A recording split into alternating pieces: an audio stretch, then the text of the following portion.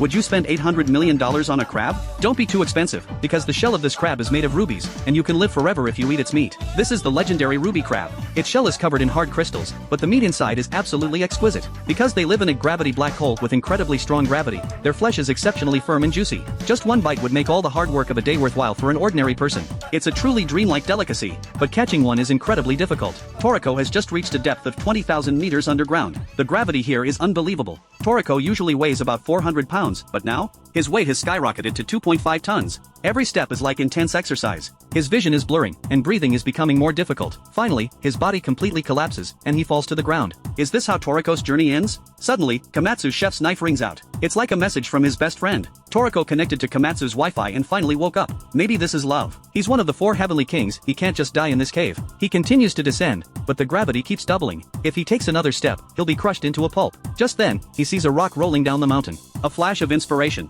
Toriko curls into a ball and rolls down like a giant bowling ball. Okay, he looks ridiculous, but this prevents blood from pooling in his legs. Modern problems require modern solutions, folks. He thought he was safe, but unexpectedly, he loses his balance. Komatsu's chef's knife falls out of his bag. Toriko lunges to grab the knife and ends up crashing into the ruby crab's nest. Look at all this delicious protein. Toriko's eyes light up. The crab meat melts in his mouth. He goes into eating broadcast mode, devouring hundreds of them in 2 minutes. Fortunately, he is not allergic to seafood, otherwise this anime would be over. Just as he finishes eating, a minotaur appears. Toriko is full and ready to fight. But strangely, the monster looks terrified and starts backing away. Why? Toriko turned around and saw a gigantic figure standing behind him. This giant instantly scared the monster away. This was the legendary swordsmith, Milk Eye. But there was a problem, this guy was enormous, yet his voice was even softer than an ASMR video. Toriko couldn't hear what he was saying at all, and he was probably about to fall asleep. Meanwhile, on the ground, Komatsu woke up and saw Milk 2 taking a bath. He wanted to bring him some supper, but instead stumbled upon a shocking secret. This blacksmith was actually a super beautiful girl. She explained that she was actually Milk's adopted daughter.